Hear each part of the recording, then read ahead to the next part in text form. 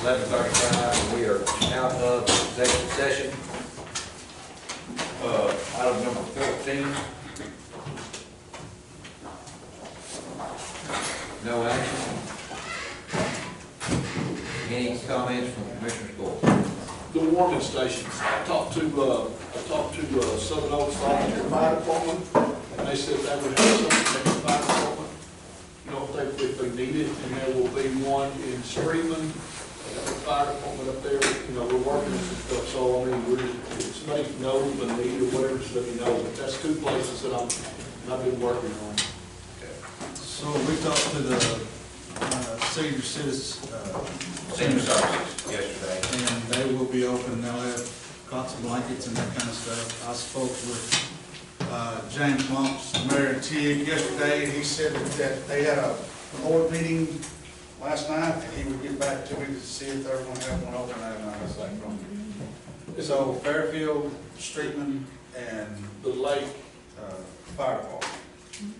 Fire Department at Southern Oaks, yes, and then Streetman at, at the fire station. not Streetman, Strictly at the clinic. Clinton. No, they were going to do it there, I think, but I think they've changed their plans. They're now going to do it, I think, over to the fire station, because they've got people there that, if the electricity goes off, then it won't have, you know, won't be all kinds of Generators. Yeah, so they got that over at the fire station. And I mean, that's just something in the work. The WECO alarm system, I finally was able to get into it, and so I've got Richard added and I've got LJ added now too. And I've got it to where, My text. yes, Okay. Good deal. so I've got all of that updated. Now, we went Is it yesterday and all- checked, we have over 3/4 tank of diesel. You can't fill that generator completely full. Okay. It's got an overflow or something, and it will shut down, so it's good about where it's at. But it's, And we were over 70% on a propane tank at the 911. Buddy's gonna keep it full. He's got fuel in his truck, and if it goes over, if it converts over to that, he'll tend to it. It's right there by his house. Do we have to do a declaration, emergency declaration or something to be able to get some extra stuff from Red Cross and all that kind of stuff? That's a Leonard question. That's what I got from him this morning. I didn't get that. I know we can do that at any So to time. answer your question, yes, we need a disaster declaration. We can do that any time, can we? Like, when you can do it. Yeah, I think you don't have to Do do it it before the disaster? No, during. Yeah, during, Wow. I'll be Yeah. in. we can I'm do not going that, nowhere. because I know that we did it, last year when we had all the rain and stuff. I think it was like on Friday or Saturday, and I came up here when Just go ahead and print one out, leave the date blank, okay, leave it on my desk. yeah. Need to come up here and sign it, come up here and sign it, it ought to be, save you a trip. So as far as with the county, Brian, do y'all have court and stuff going on Monday? If the That is a weather, big question that we were talking about this morning as far as, because we're gonna have to transport inmates from 4 other counties. Yeah, 3, and well, I've got a list Houston, of which Limestone, ones are and and Falls. where they're at, yeah. with the weather coming like it is, it's not gonna be above freezing until Tuesday or so. I would just hate for the last minute to start trying on a Sunday or Saturday when, Well, what we talked about is the Falls County and the Houston County, they would typically go get them on Sunday afternoon. That's pretty much out, looking at the weather. But it doesn't mean that you couldn't get the ones from Limestone County and still have court on Monday, but again, we don't know. If the weather's not that bad, then that'd be great, but if it gets bad, then you're gonna wanna cancel. She just wanted to be able to call the jurors as soon as possible, change the notification on her answer machine. well, that's, yeah, I mean, to me, that's the whole deal also, because even the county employees, I mean, if you wait to the last minute for, you got court coming up and that kind of stuff, I mean,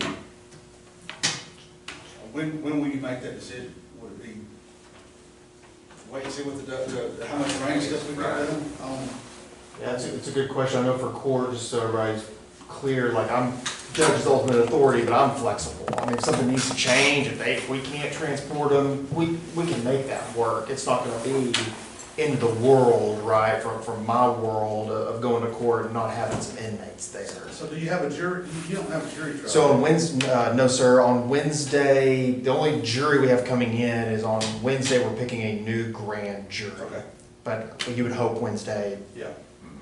So, but yeah, I think on transport's really a good idea. What I'll do is I'll call Misty when I get back over, kind of make her, I'm sure they've been That's what I was talking. talking to, that's it. Yeah. Okay, yeah, I was about to say, because that would be kind of be where you'd probably get your best marching orders from Judge on what Judge was expecting to happen. I make a motion with John. Wait, yeah. Okay. So do we want to go back and discuss that SB 22 funds? Or are we going to do it in a different session? When's this pay period again? We just started a new one this week, so Yeah. the 24th. When is the 24th? Because we get paid this week. The 31st ends. Our next court will be on February 4th. And we also didn't put an effective date on approving it either, so, like a start date when we approved it originally. Right.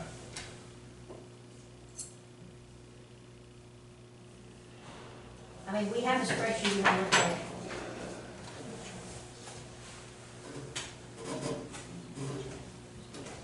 Or do you want to wait? I guess we can go ahead and do it right now. Have y'all notified the sheriff? I messaged him, but I haven't got a response. Let's go ahead and knock it out right quick.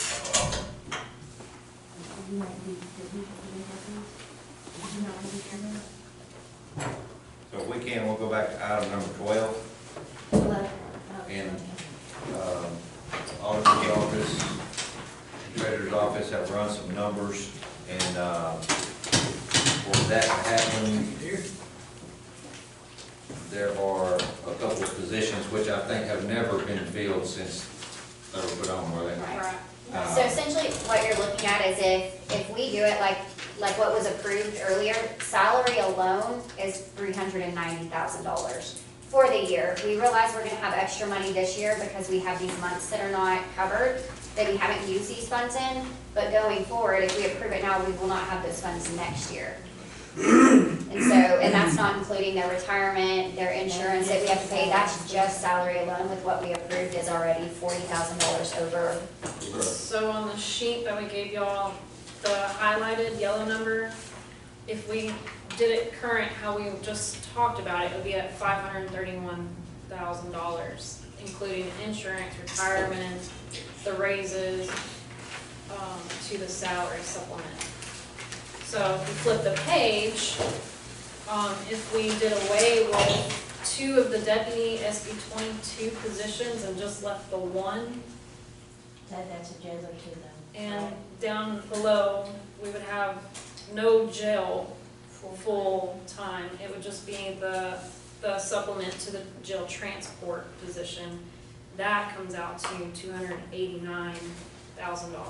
So the jailer, in the sheet that he gave us today, there is a jailer position that's also budgeted in on the original budget for $47,000. And 3 of those deputies are fully paid out of SB 22 on that. Which they haven't been because our other positions were not full, but if we kept it the way it is.